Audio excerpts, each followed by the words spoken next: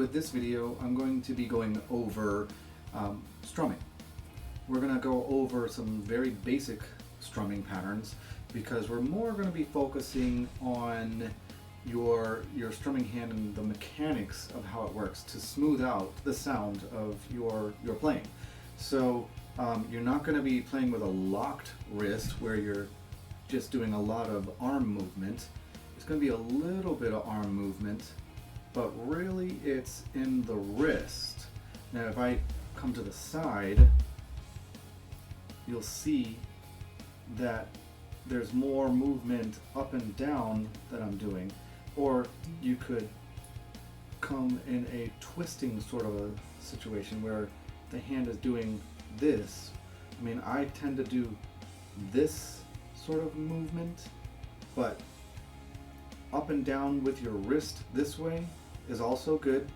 It's just going to remove a lot of the tension that's building up in your arm, and which is going to really tire you out over a period of time. You might think, well, I'm just holding a pick and move my arm up and down, but over time it does get tiring, exhausting, and it can develop some muscle soreness if you're really getting into your practicing or playing with someone else or just by yourself playing songs and just having a good time.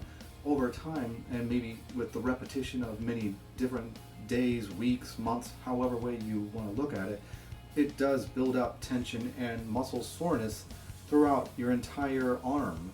So we're going to work on the correct ways to approach strumming for the sound as well as for the mechanics of helping you not injure yourself in the short and long term. Before we start, you should make sure that you're tuned to standard tuning. So if you need to take a moment to get yourself tuned up, you can do that and then just come right back to this video. So for this video, I am, like I said, focusing on the strumming and not so much the chords themselves. So we could take the, let's say, E minor, because it's one of the easiest chords to play. You're just using two fingers. So we have E minor, that's my middle, going on the A string, which is the 5th string, 2nd fret. And then I have my ring finger on the D string 2nd fret, which is the 4th string. And what I want to do is just a basic down and up strumming to really focus in on my strumming hand.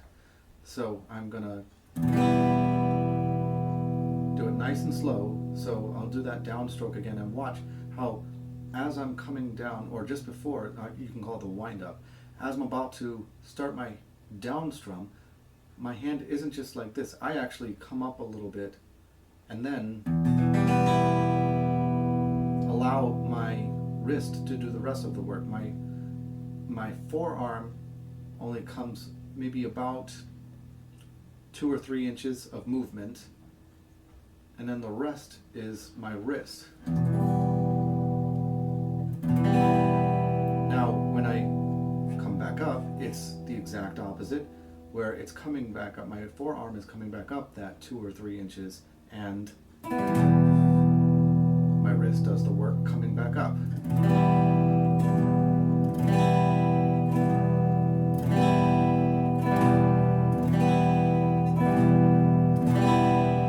So maybe you can give yourself a few tries of strumming just like that, down and then up.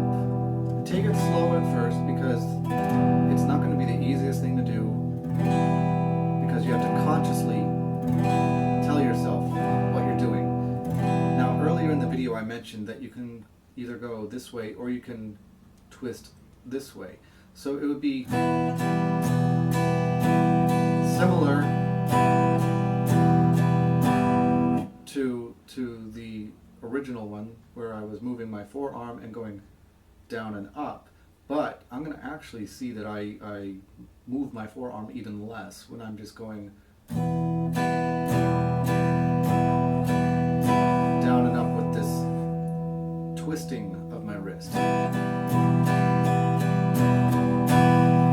So you can try out both of them. It's it's good to know how to do both of them. You may prefer one way or the other, but it is good, like I said, to know it. It's like having a 10 speed.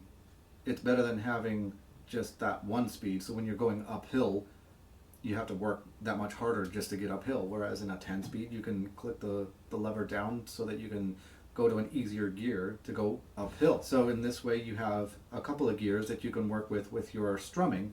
You have this with the down up movement in the wrist, and then you have the twisting direction that you can do where you're really not moving your forearm much at all, and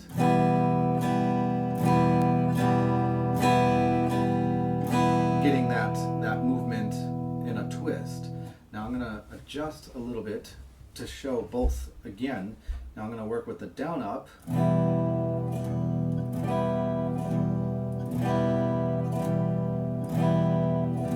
And it's just a little movement like that 2 or 3 inches that my forearm is making. And if I do the same thing but with that twist that I was talking about,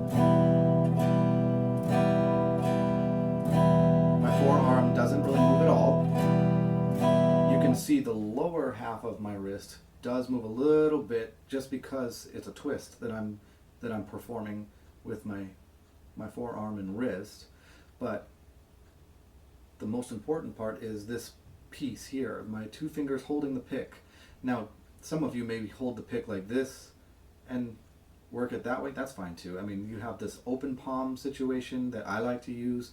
I use my fingers when I'm strumming. Sometimes when I strum, and this is a technique that I use that will be a bit more advanced, sometimes when I'm strumming chords, I may choose to mute maybe the bottom string, and I'll use my pinky to hold on to that note, and then I can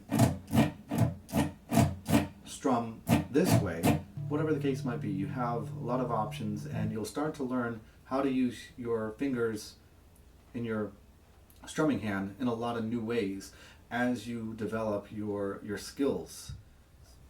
If we take the E minor as we were before, we are working on the down and up movement of the wrist where the forearm moves just a little bit, and it's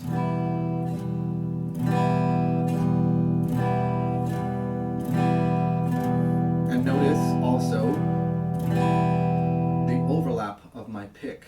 I'm starting about, let's say, 2 inches or so above the strings with the strum, and then I'm coming down about 2 inches after the strum.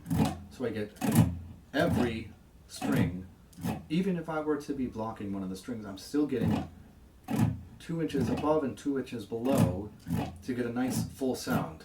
If you were to try to only get within the range of the width of the strings, it's not going to sound as good.